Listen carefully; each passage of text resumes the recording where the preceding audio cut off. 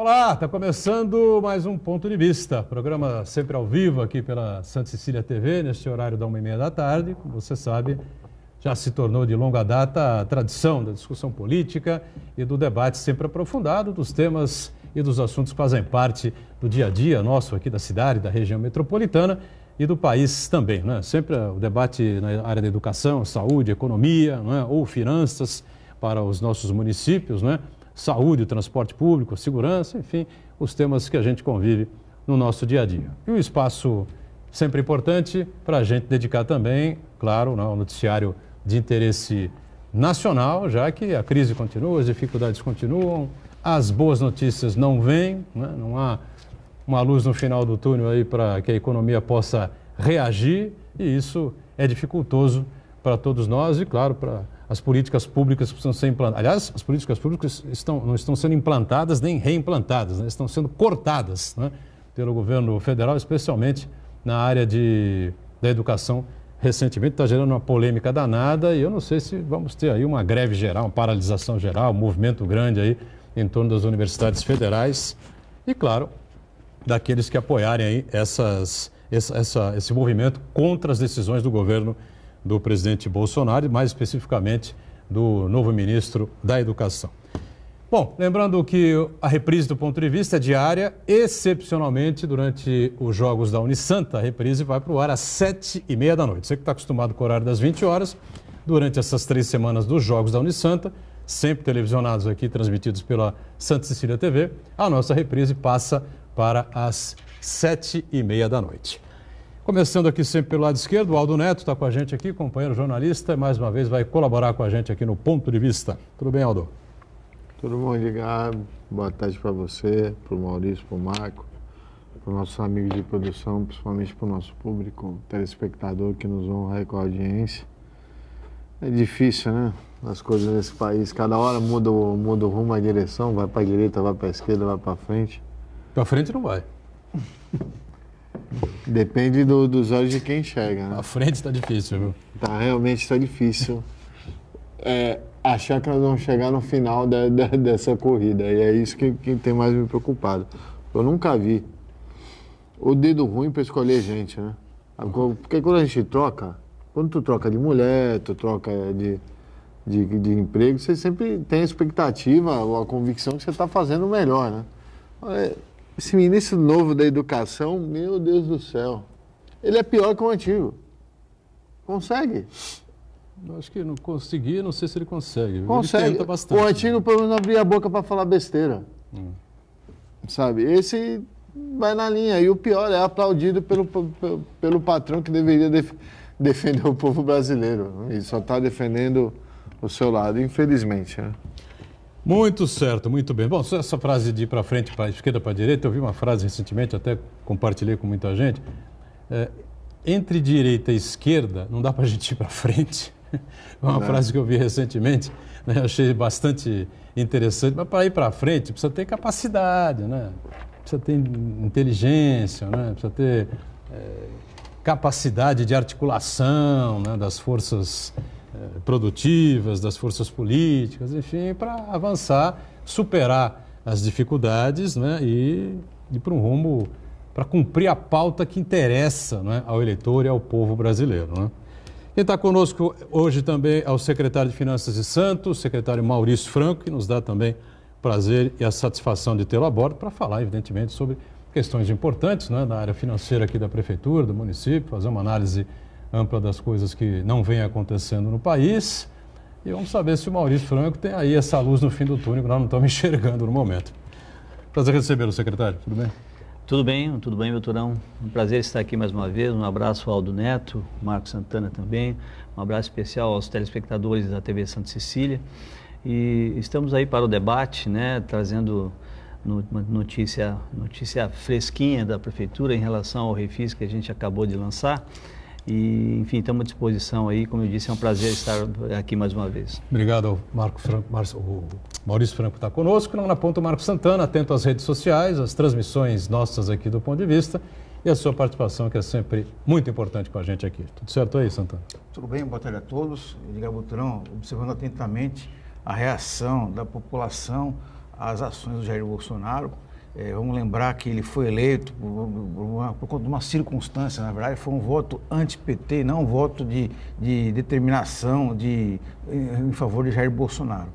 E aí começamos a perceber aí várias manifestações de repúdio ao Jair Bolsonaro, inclusive de pessoas que depositaram o voto de confiança nele.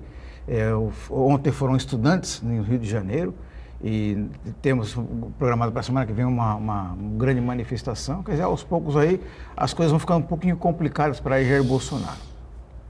Eu quero cumprimentar você que nos acompanha ao vivo, convidar você a participar do programa, mandando sua pergunta, crítica, sugestão, pelo Facebook.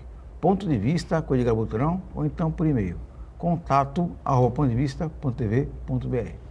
O programa também pode ser acompanhado ao vivo pela internet, santaportal.com.br/tv. As edições anteriores, por visto, ficam disponíveis na internet também, no nosso canal no YouTube, na nossa página no Facebook. E você que nos acompanha a reprise, às 7h30. Uma boa noite. 7h30 da noite. Para você que está na reprise, o programa ao vivo acaba às 2h30, são 5 horas, né?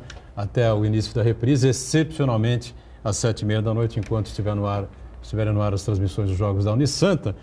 Coisas e muitas coisas acontecem ou deixam de acontecer na nossa complexa e combalida República Federativa do Brasil. Eu só queria dar uma informação importante: o governo do estado finalmente, por isso que choveu hoje, né? Depois daquele calorão, aquele tempo seco, choveu hoje aqui, o governo do estado depositou R$9 milhões nas contas da Secretaria de Saúde de Santos, dinheiro que tem a ver diretamente com a manutenção do Hospital dos Estivadores, e o secretário Maurício vai poder falar um pouco sobre isso na sequência também, né? Eram 4 meses que o Estado não depositava a sua parcela, a sua parte, né? E agora deposita aí 2 meses. Eu espero que não leve mais 4 para depositar mais 2, porque aí vai continuar defasada a situação do hospital. Pelo jeito estão vendo por um ponto de vista lá no Palácio dos Bandeirantes, de tanto que a gente cobrou aqui esse repasse de verbas, acho que finalmente eles concordaram em fazer essa... O deputado Gambale, né, esteve aqui com a gente, deu sorte, né? Sexta-feira. Foi. Rodolfo Gambale? Não, me fala o nome agora, meu Deus do céu. Rodolfo? Não, acho que é Ricardo Gambale, enfim, não estou lembrado exatamente o nome do deputado. Ele prometeu, mas se meter nisso, eu não... Nós cobramos dele aqui, ele é do PSL, não é da base do João Dória, enfim, mas se comprometeu a correr atrás das coisas importantes aqui para a cidade e para a região. Deu sorte. Rodrigo. Né? Rodrigo Gambale, né, do PSL. Agora, antes da gente entrar nas questões mais intrínsecas aqui da prefeitura, das finanças aqui da cidade, enfim, na nossa região, a complicação que a gente tem há tanto tempo, o secretário, são 4 meses já passados do governo Bolsonaro. Eu não sei qual era a sua expectativa quando o Bolsonaro tomou posse, mas eu imagino que fosse uma expectativa diferente disso que nós estamos assistindo nesse instante, especialmente na área da economia, ou não?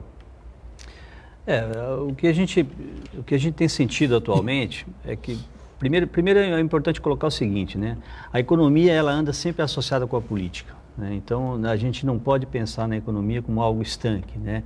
E no início do governo foi falado muito da questão do posto Ipiranga, né? Do Paulo Guedes, né?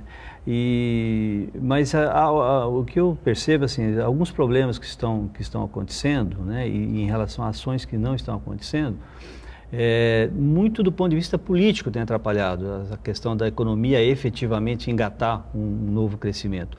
Porque a votação da reforma da Previdência, que seria a solução de todos os males, ela está caminhando num ritmo relativamente esperado, né? Ninguém esperava que a reforma da Previdência fosse aprovada antes de junho, julho, mas está mais ou menos nesse ritmo, né? O que eu penso é que, sim, acontecimentos em paralelo, especialmente no campo político, têm atrapalhado esse crescimento. E é muito preocupante porque no final de semana os jornais já deram conta de expectativas do mercado, no sentido de jogando a projeção do PIB para alguma coisa por volta de 1,5, 1,6. Quer dizer, 3, 4 meses atrás se falava em 2,5, alguma coisa assim. Quer dizer, em termos de expectativa, né, é uma redução muito grande a expectativa de crescimento em tão pouco tempo. Então, e outra coisa também que é preciso que se coloque de uma maneira bastante clara pelo governo é a questão da reforma tributária, né? Já se falou muito das reformas necessárias, há também a reforma administrativa, a reforma política. Mas eu penso que a reforma da Previdência e também a reforma tributária teriam que caminhar mais ou menos conjuntamente aí para que a gente pudesse ter uma situação clara de expectativa do mercado. Porque os agentes financeiros, e aí quando eu digo os agentes econômicos de um modo geral, seja do mercado financeiro, seja do setor produtivo, da indústria, do comércio e até o pessoal do agronegócio também, trabalham muito em cima de expectativa. Quando a expectativa é favorável, ou quando a perspectiva do que se coloca mais à frente é favorável, se decide pelo investimento, né? O que eu sempre chamo da decisão do investimento. A decisão do investimento tem muito a ver com perspectiva. E essa perspectiva é que o mercado, os agentes econômicos como um todo, não estão conseguindo enxergar claramente nesse momento. Nós já estamos no mês de maio, daqui a pouco estamos na metade do ano. Isso é preocupante nesse sentido. O que tem a ver também, inclusive, fazendo já uma conexão aí com um assunto que a gente vai falar mais para frente um pouco no programa, que é a questão do lançamento do Refis. Mas realmente essa questão do crescimento que se esperava, que nesse momento ele já estaria mais engrenado, está deixando a desejar. E o que vem em relação a isso? A questão do desemprego também, né? Que as coisas todas estão atreladas. Neste governo, né? Exatamente. Então, esse realmente é preocupante. Agora, com relação à atuação da equipe da economia, né, comandada pelo superministro, o famoso posto de Ipiranga, o superministro Paulo Guedes, né? A impressão que dá, não é, ouvindo o Paulo Guedes falar, a entrevista que ele deu recentemente à Globo News, enfim, ele se coloca como um espectador da cena econômica e da cena política brasileira. Fiz a minha parte, né? Montamos uma proposta de reforma previdenciária, entregamos, junto com o presidente, à Câmara. Agora o Congresso é que se vira. E aí, durante o programa, até nós já chegamos a discutir isso aqui algumas vezes, né? Ele foi questionado pelos jornalistas, né, depois de muito tempo. Falou, mas, ministro, se a reforma for parar lá em agosto, setembro, enfim, nós vamos nessa paradeira geral até lá. Está faltando alguma medida mais imediata ou algo que, enfim, possa transformar essa coisa da expectativa, não é? Essa expectativa ruim, negativa, essa morosidade, enfim, algo mais positivo, secretário? Exatamente. E também é importante perceber que a reforma da Previdência, ela passa a ser vista como a famosa bala de prata, né? É aquela e aquela apenas, né? Que resolveria todas as questões, quando não é verdade. Na verdade, ela é o começo de uma série de grandes reformas, como eu citei agora há pouco. E também eu penso que é necessário, como eu disse antes, como a política tem muita ligação com a economia, né, isso é algo óbvio, eu acho que o que está faltando também é mais interação nessa questão do campo, né? Eu acho que assim, eventuais rusgas que têm surgido entre o Poder Executivo e o Congresso, elas são naturais, mas elas não devem atrapalhar o trâmite dessas reformas. Na semana passada houve um encontro em Brasília de secretário de Finanças, questões de agenda aqui em Santos eu não pude ir, mas falando e de uma certa maneira cobrando do secretário Marcos Sintra a questão da reforma tributária, né? Eu já tive em outros encontros aqui no programa com vocês, a gente falando muito daquele assunto que é um assunto que o secretário de Finanças principalmente não se cansa de falar isso, e os prefeitos também. Qual que é a participação no bolo federativo em termos de arrecadação do governo federal, do governo estadual e do governo municipal? Essa tendência de se cobrar cada vez mais do município e dar cada vez menos ao município, ela sempre se acentua. Então isso é preocupante, e os prefeitos acabam assumindo um ônus que eles não teriam que assumir ou não têm condições de assumir, sem que houvesse uma discussão, que é o que está colocada na pauta da reforma tributária, de rever essa questão do Pacto Federativo, né? Recentemente a Folha de São Paulo soltou uma matéria grande, com um levantamento muito claro, dividindo a questão da carga tributária. A carga tributária no Brasil hoje é de 32,4%, e desses 32%, 22% vão para o governo federal, 2% para os governos municipais e o restante para os governos estaduais. Isso líquido? Quer dizer, sim, isso. Em relação à participação dentro da carga tributária, né? Quanto que vai para cada um dos três poderes. 2%? 2% para os municípios. Então, é uma coisa muito complicada, porque quanto menos, né, é uma equação cruel, como eu sempre digo, quanto menos recursos você direciona aos municípios, mais atribuições acabam sendo dadas. Por isso que eu insisto muito na questão da reforma tributária, que pelo menos é o que está na pauta da reforma tributária, mexer nessa distribuição, além da diminuição da carga tributária também, que é muito alta no Brasil, né? Para vocês terem uma ideia, 32% no Brasil, no Chile é 20% a carga tributária. Então é uma diferença muito grande no país que está aqui do nosso lado. 12% de diferença, né? O Chile é um país menor, evidentemente, mas é um país que está muito bem organizado, né? A gente percebe talvez o melhor aqui da América Latina, né? Sim. Aldo veio com informação aí, que eu também tinha visto de passagem rapidamente, né? Que o governo Bolsonaro pode reativar aí dois ministérios, né? E entregá-los à política, de maneira geral, que não está errado. O pessoal está confundindo as coisas completamente, né, Aldo Neto? Exagerando nessa dor. Toma lá da cá, não tem a ver com articulação política. Desculpa, não é por aí que a coisa funciona. Está errado, sim. Você acha? Eu acho, sim.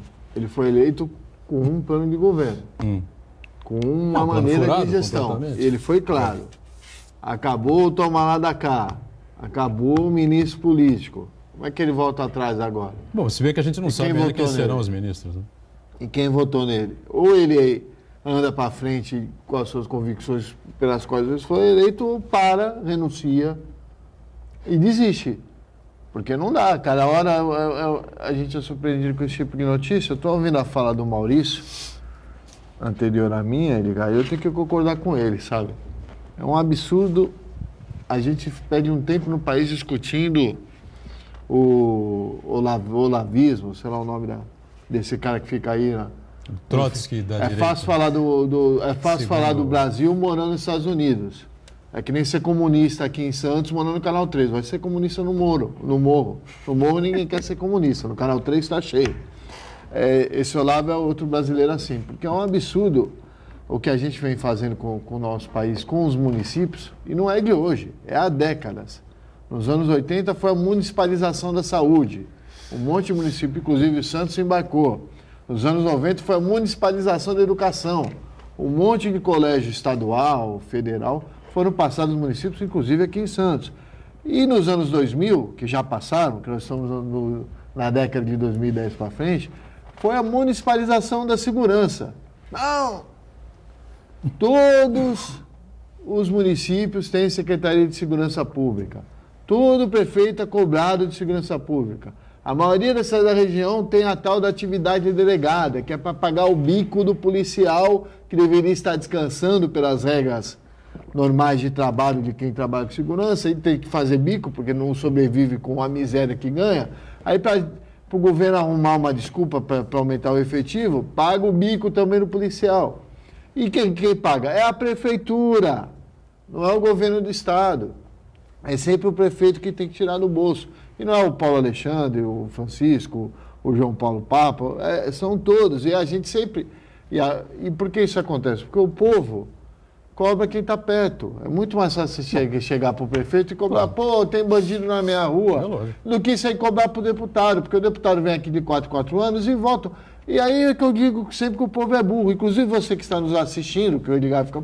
É burro. Quantos deputados a gente elegeu na região? Você que assiste Ponto de Vista é o pessoa que pensa. Sim, raciocina.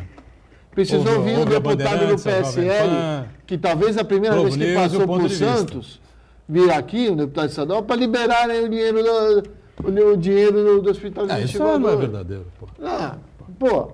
Aí eu pergunto, você votou em quem? No Tiririca, votou no... passou não sei o quê, votou na Joyce Rauschmann, que disse antes da eleição que o Rodrigo Maia é pior que o PT e hoje anda de braço dado com ela no governo, no Congresso Nacional, sabe? Ou a gente aprende a ver as coisas como são, ou nós vamos ficar sempre assim, indo para o prefeito da vez, ficar chorando as pitangas, e não se discute o que é essencial para o país. E essencial para o país é o seguinte: o governo federal existe basicamente para legislar.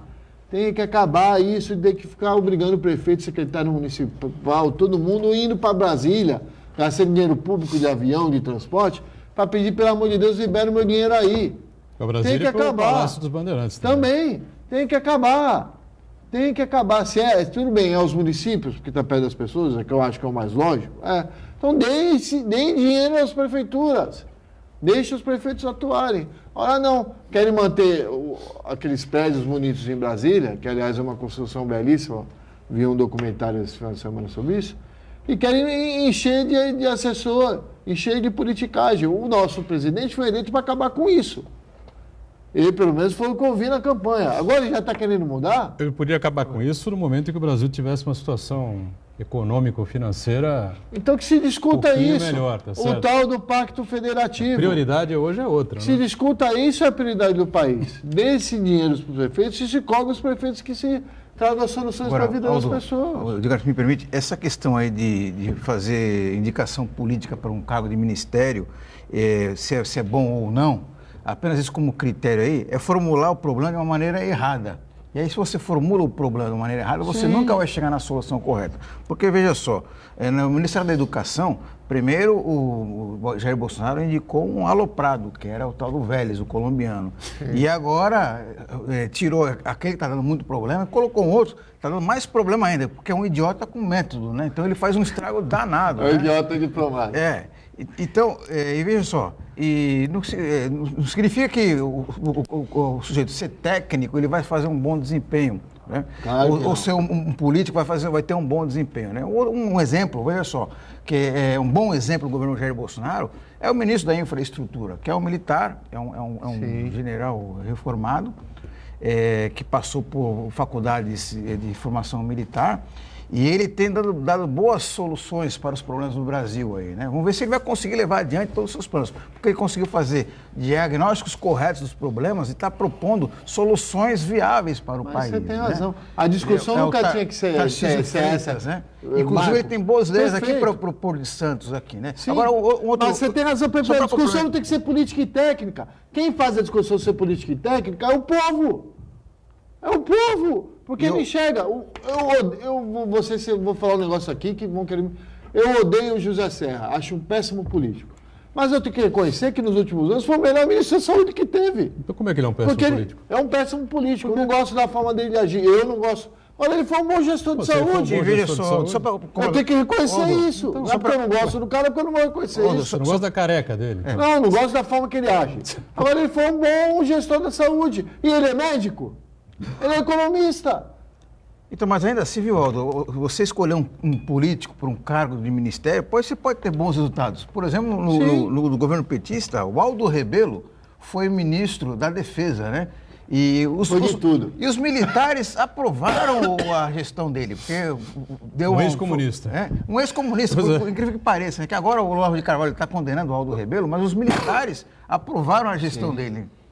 Essa confusão de olavistas e militares não vai acabar bem. Vamos para um rápido intervalo. Na volta, o secretário explica aí uma série de situações importantes que envolvem aqui as finanças da cidade de Santos. Já. Muito bem, estamos de volta. Sequência do Ponto de Vista. Com prazer recebendo aqui o secretário de Finanças de Santos, o secretário Maurício Franco, o Aldo e o Marco Santana, né?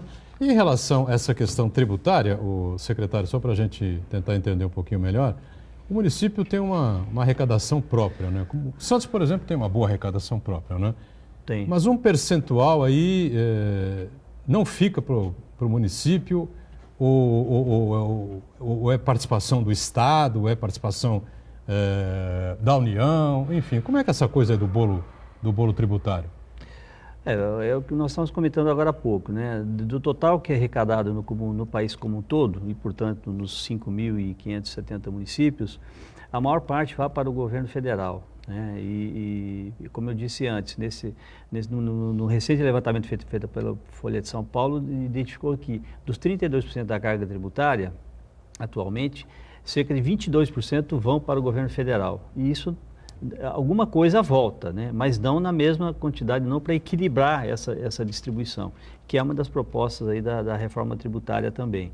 E isso, evidentemente, acaba atrapalhando. Porque, só para dar uma outra ideia para vocês, o Aldo falou muito da questão da atuação dos prefeitos e da dificuldade dos prefeitos, porque o prefeito é aquele sujeito que está mais próximo da casa da gente. Então, você vai reclamar para ele. Claro. Ninguém sai daqui, né, para ir lá no Palácio dos Bandeirantes ou no Palácio da Alvorada, né, para reclamar. O munícipe reclama e faz todo sentido. Ele mora na cidade, ele paga impostos na cidade, ainda que pode ser um imposto municipal, pode ser um imposto federal, o que for, mas ele paga imposto na cidade e ele tem necessidade, ou é mais fácil para ele fazer esse tipo de reclamação, e isso é absolutamente válido no regime democrático. Porém, essa questão econômica interfere muito nisso. E aí, Aldo, eu queria comentar com você também o seguinte: hoje, com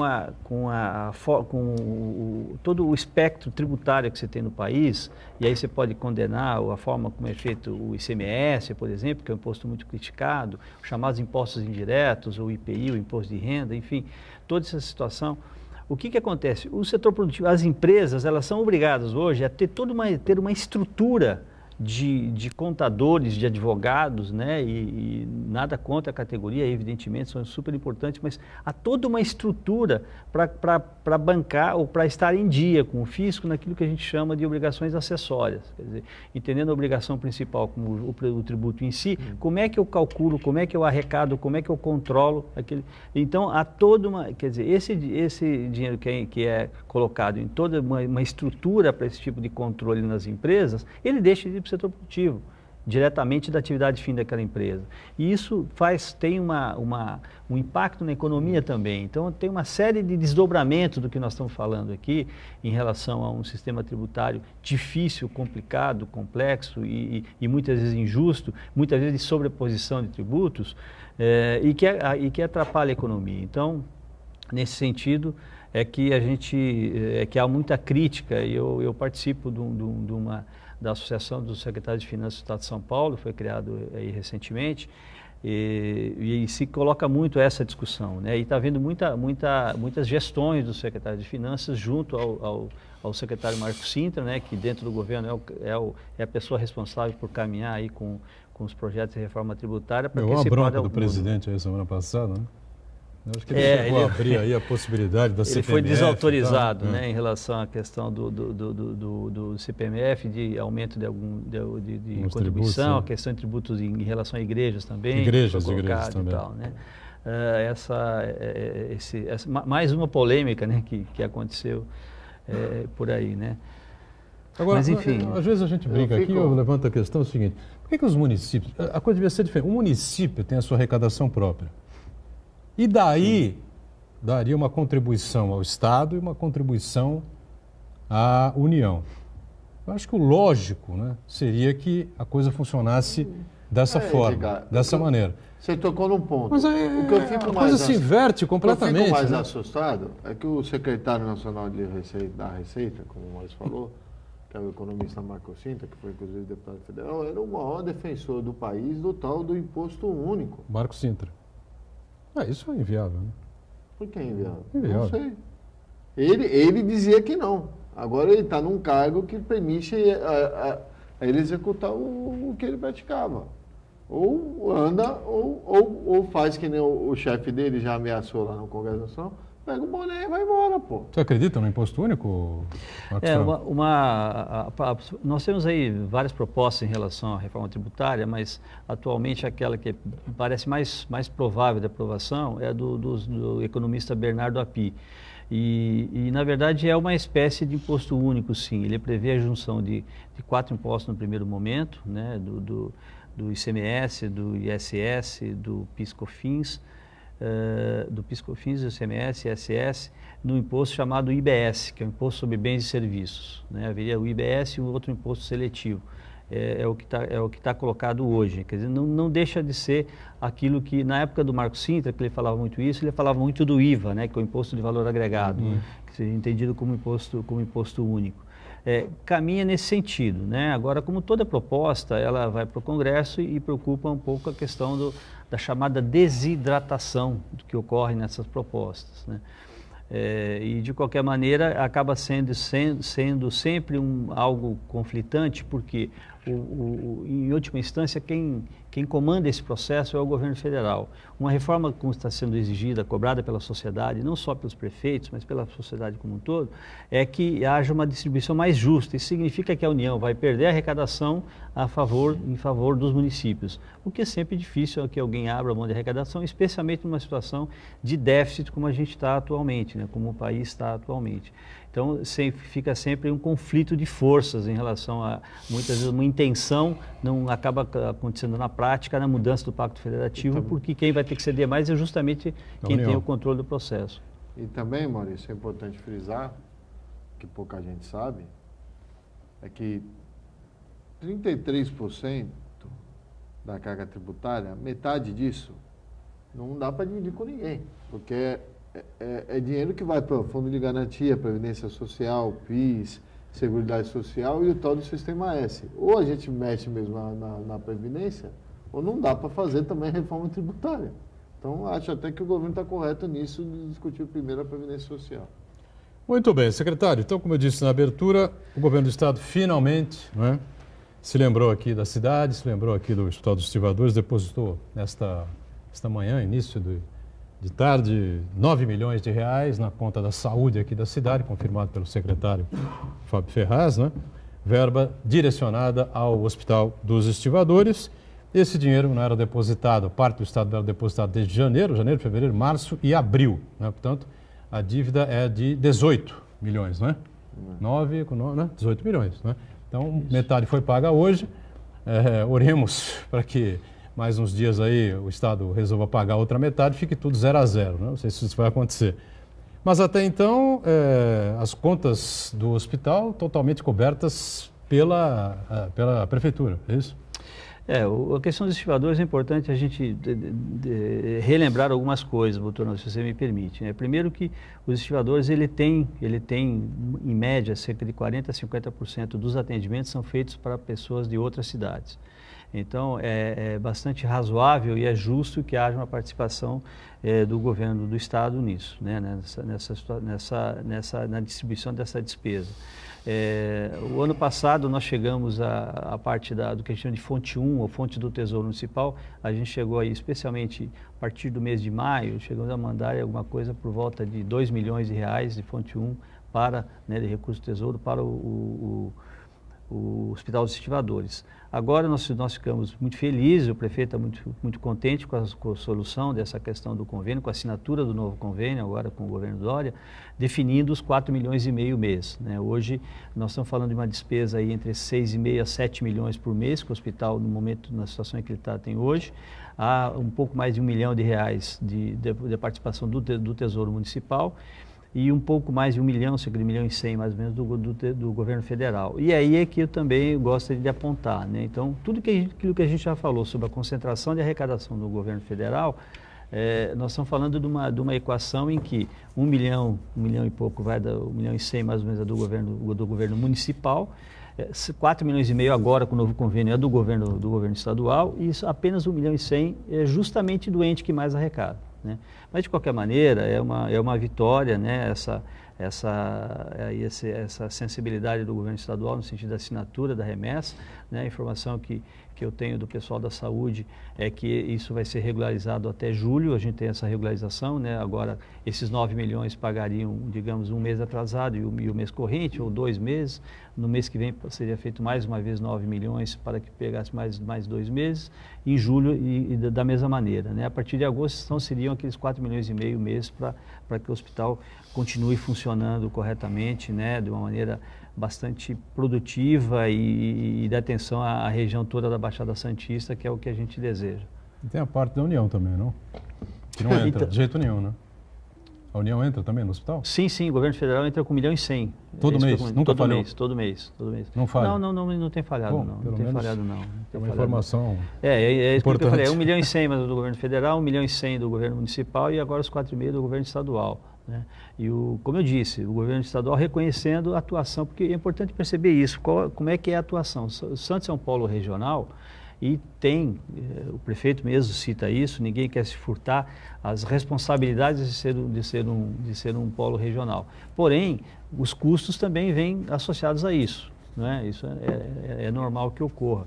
E é esse reconhecimento que o governo do Estado está tendo agora e que a gente fica muito feliz em manter o funcionamento o mais adequado possível para os estivadores. Diga, Santana. Ô, secretário, aqui no ponto de vista, a gente criticou bastante a postura do governador João Dória de atrasar o repasse de verbas para o Hospital dos Estivadores e também o cancelamento de alguns convênios do DAD e outros convênios que são imprescindíveis aqui, não só para Santos, mas São Vicente, Guarujá, outras cidades da região, até como uma consequência do embate do político eleitoral do ano passado, né? Uma atitude muito mesquinha do governador que penaliza todos os moradores aqui da região. Então, eu queria saber do senhor se a gente consegue colocar em números quanto de dinheiro deixou de vir para Santos por conta da interrupção desse repasse de verbas, cancelamento de convênios do governo do Estado.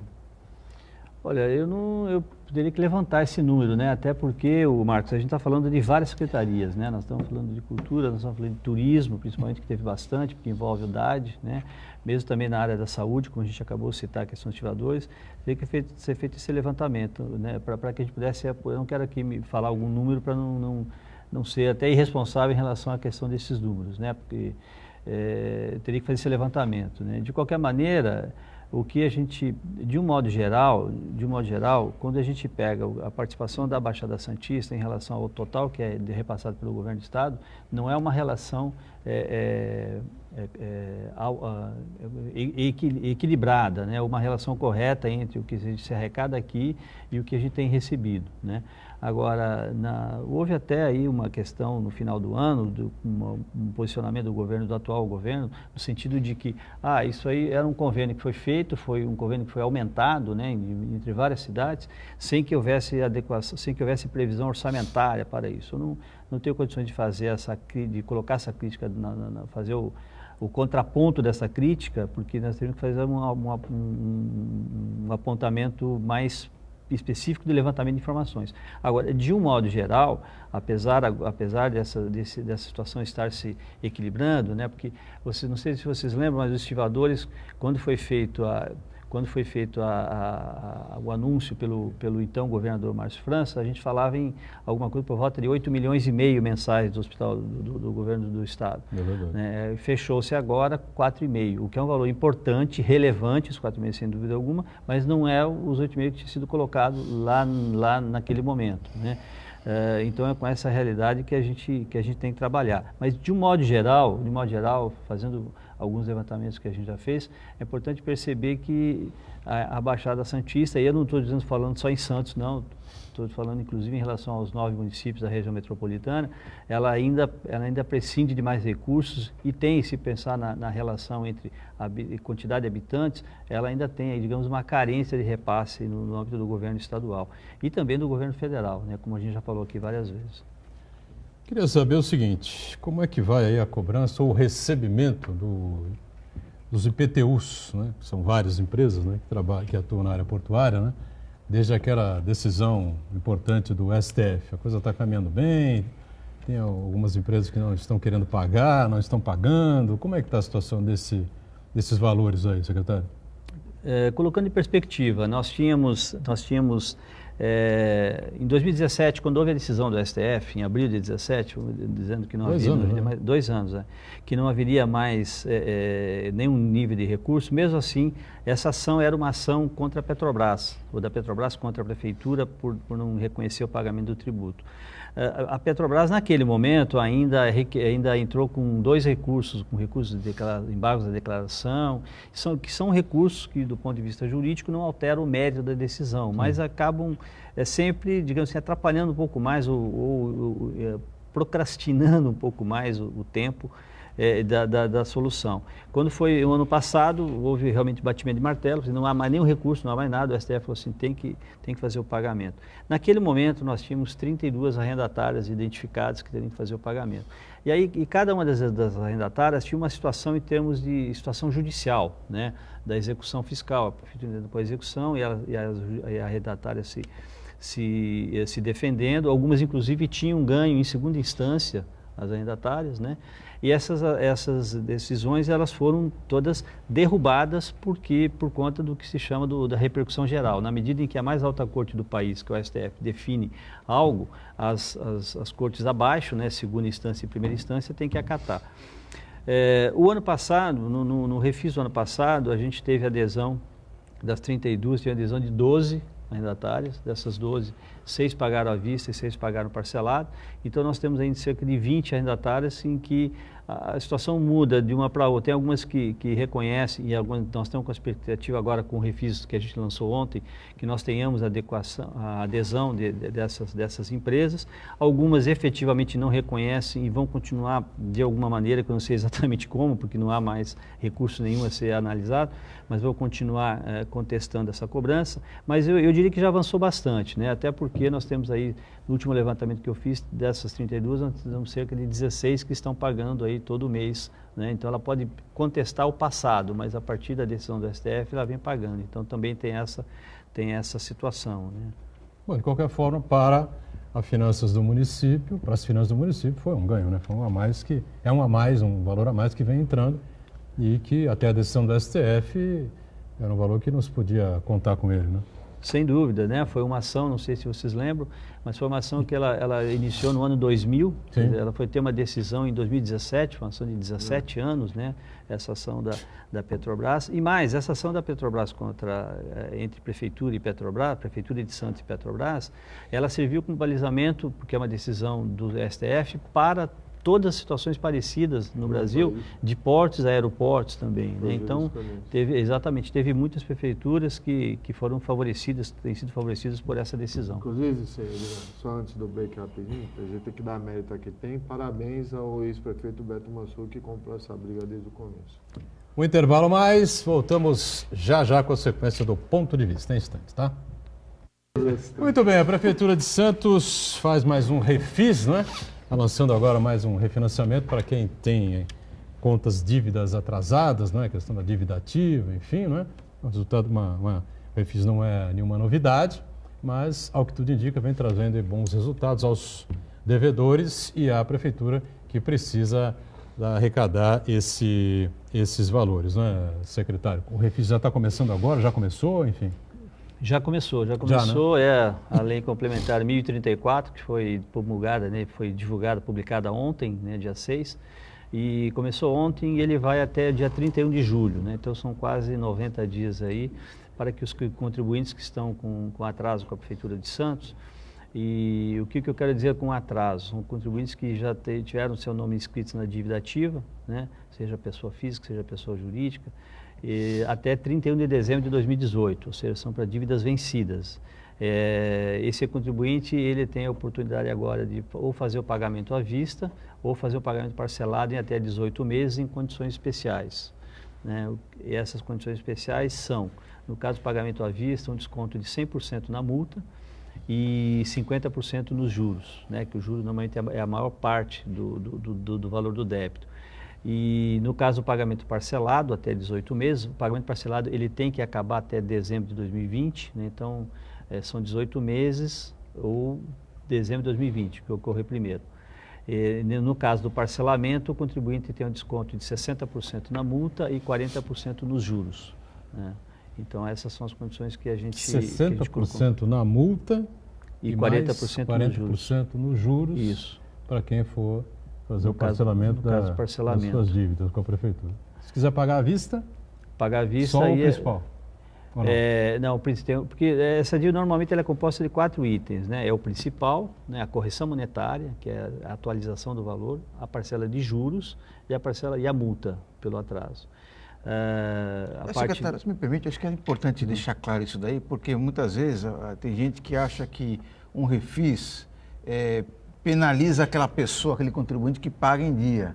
Mas não é isso, né? Porque tem essa composição da dívida aí, que o senhor falou, que tem o principal, que é separado aí dos outros encargos que o contribuinte vai ter também, né? Então, acho que é importante deixar claro essa diferenciação, né?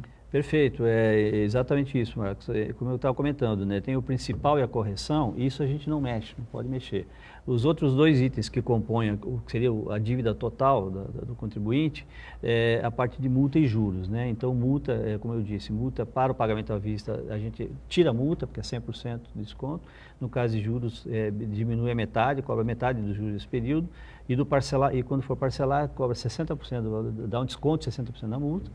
E dá um desconto de 40% nos juros. Então, é importante, você pontuou bem que não estamos falando de um perdão indiscriminado em relação ao que a pessoa está devendo. E outro ponto que eu acho relevante a gente colocar é que não dá para nós, até por conta de tudo que nós já falamos aqui hoje, esquecermos a situação, né, econômica do país como um todo. Claro. Né? Então, quando a gente pensa no contribuinte, pode ser um contribuinte pessoa física, pode ser um contribuinte pessoa jurídica, as empresas são importantes como agentes econômicos para os municípios. Muitas vezes, eu sempre digo, ninguém, é difícil, até pode ter, mas normalmente ninguém fica inadimplente porque quer. Né? Muitas vezes é levado por todo um contexto, toda uma situação em que o torna inadimplente. Então, o lançamento do Refis, no meu modo de ver, tem a ver com o planejamento e arrecadação do município. É evidente que tem a ver, sim, não vou dizer que não. Porém, tem a ver com um quadro também de sensibilidade em relação àquelas pessoas que querem resolver, quitar os seus débitos com a prefeitura, fazerem isso de uma forma mais positiva.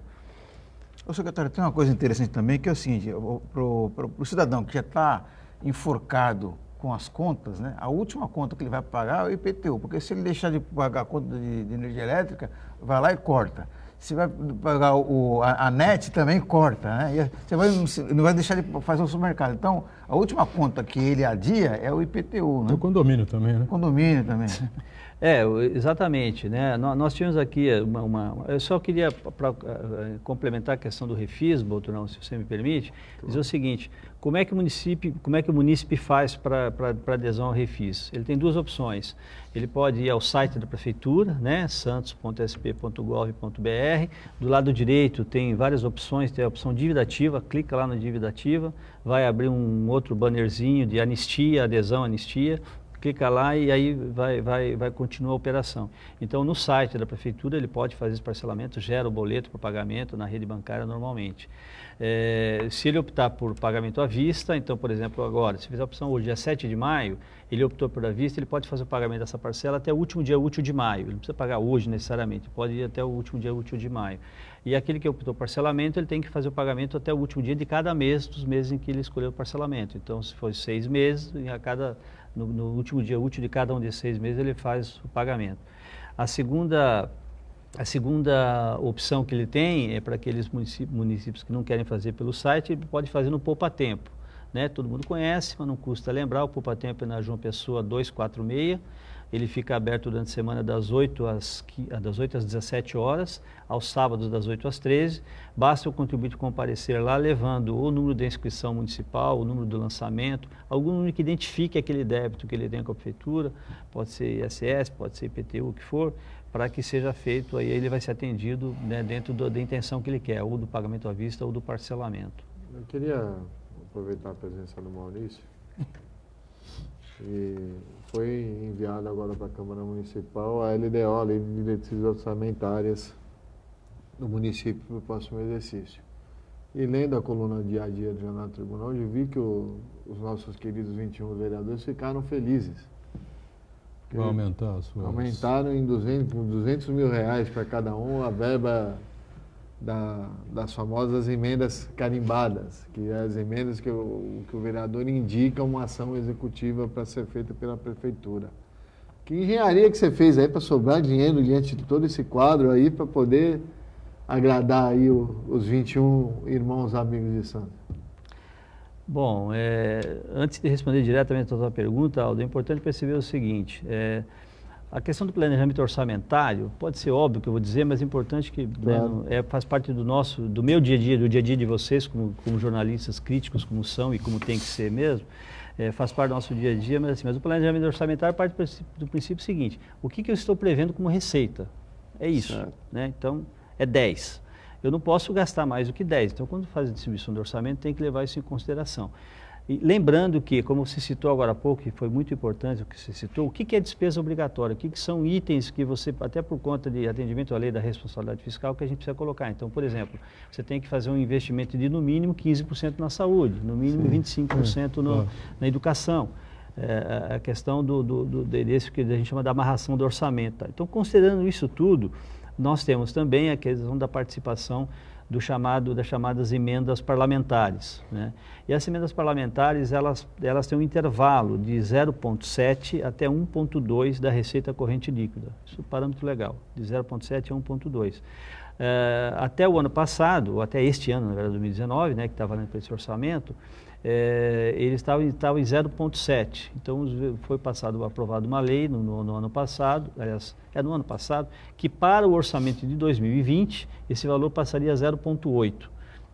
Então, não obstante, o orçamento como um todo cresceu 7%, 7,6% do orçamento de 19 para o orçamento de 20, as emendas parlamentares cresceram 23%, mas porque teve não só os 7% do aumento do orçamento, também o aumento por conta desse aumento de 0,7 para 0,8. Quando a gente olha uma receita corrente líquida de 2,3 bilhões, faz diferença, né? Esse 0,1 faz diferença. Por isso que o aumento das emendas aumentou 23% e o aumento do orçamento como um todo aumentou 7%. Perfeito. Bom, com relação às empresas portuárias, nós tivemos também aquele reajuste na alíquota do ISS, né, secretário? Era 3%, né, que a cidade cobrava, a prefeitura cobrava do ISS das empresas portuárias, passou para 5%, uma briga danada, uma confusão danada, o pessoal não gostou, foram para a Câmara e tal, enfim, e acabou sendo aprovado. O resultado é positivo dessa alteração, não? Sem dúvida, bastante positivo. Polêmicas à parte, no que nós comentamos na época, e nós estamos falando especificamente de outubro e novembro de 2017, o que nós comentamos à época é que Santos desejava, aliás, Santos e Guarujá, é bom lembrar, Santos né? e Guarujá. Essa foi uma iniciativa tanto de Santos quanto do Guarujá. Os dois municípios buscavam uma equiparação aos grandes portos brasileiros, que dos 10 grandes portos brasileiros, eram 1 ou 2 apenas que praticavam, com Santos acho que eram 3, que praticavam 3%, os demais praticavam 5%. Então houve esse alinhamento em relação ao que os outros portos praticavam, né? Isso é importante. Essa lei ela foi aprovada no final de 2017 e ela entrou em vigor especificamente em abril de 2018, né? Porque tem aquela questão que a gente chama da noventena, né? Quando você aprova a lei, tem uns 90 dias para ela vigorar e entrar em vigência efetivamente. Então, enfim, esse aumento ele começou a impactar e impactou naturalmente de uma maneira bastante positiva, tanto em Santos quanto em Guarujá, a partir do mês de maio do ano passado. E naturalmente esse valor já está previsto no orçamento de 2020. Então esse ano, em um ano, houve evidentemente uma arrecadação maior por parte da Prefeitura, tanto aqui como de Santos como de Guarujá, em relação ao ISS das empresas portuárias. Houve uma diminuição de movimentação de cargas, houve uma diminuição de valores, né? O imposto subiu, né? De 3 para 5, a alíquota aumentou, 3 para 5. Mas eles diminuíram, foram para outros portos, enfim, desviaram as cargas, foram embora aqui da cidade, de Santos, de Guarujá, não? Olha, a conversa era essa, né? Então, vamos embora, vamos deixar aqui a cidade, vai todo mundo embora, ninguém vai ficar aqui para pagar 5%, enfim e tal. Nós acompanhamos esse movimento todo, Boturão, e não sentimos nada em relação a isso, né? Eu não quero fazer uma afirmação absolutamente peremptória em relação a isso, porque isso, obviamente, quem é do setor que pode... Nós somos, digamos, nós, prefeitura, somos observadores privilegiados desse segmento. Agora, nós não sentimos isso, e também muito por conta da própria divulgação de resultados que a Codesp faz mensalmente, né? O ano passado, quando o aumento da alíquota entrou a partir de abril, mesmo ano passado, de abril em diante, né, nós tínhamos conhecimento, do conhecimento da imprensa regional toda, que de seguidos batimentos de recordes em relação à movimentação e tal. Aí outras discussões, se é granel, se não é granel, se é produto manufaturado, e efetivamente há diferença entre isso, a gente sabe que há, mas não sentimos, não, e eu acho que nesse acompanhamento, especificamente a Codesp, que é responsável por esse, digamos, esse balizamento de todo esse mercado, ele até pouco tempo atrás só divulgava crescimento em relação a isso. Então, entendemos que aquilo que se colocava naquele momento lá, 1 ano e meio atrás, efetivamente não aconteceu. Porque teve embates em audiências públicas e tal, né? Reuniões aí em vários locais da cidade, locais importantes, enfim, de especialistas em economia, em finanças públicas, né? Atacando, criticando a administração, o prefeito, o secretário de finanças, essa coisa toda, porque vamos esvaziar o Porto de Santos, né? As nossas empresas portuárias, enfim, né? Vão embora para outros portos, porque de 3% para 5% e tá há 20 anos que está essa alíquota e quase isso, enfim, né? Resultado, não aconteceu nada disso, né?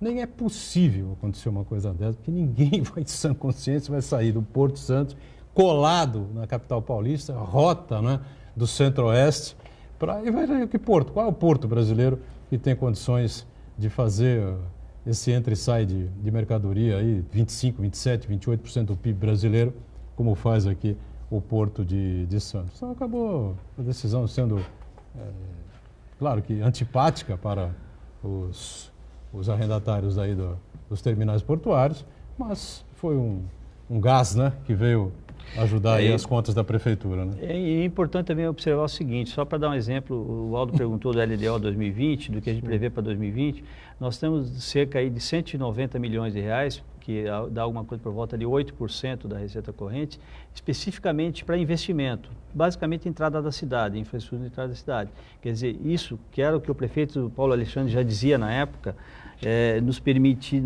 permitirá aumentar o que a gente vai investir em infraestrutura. Você fala assim, 8% como percentual de investimento é maravilhoso? Não é maravilhoso, mas é importante a gente lembrar que 80% a 90% dos municípios no Brasil estão com capacidade de investimento zero. Não estão nem conseguindo pagar despesas obrigatórias todo mês, muito menos falar em capacidade de investimento.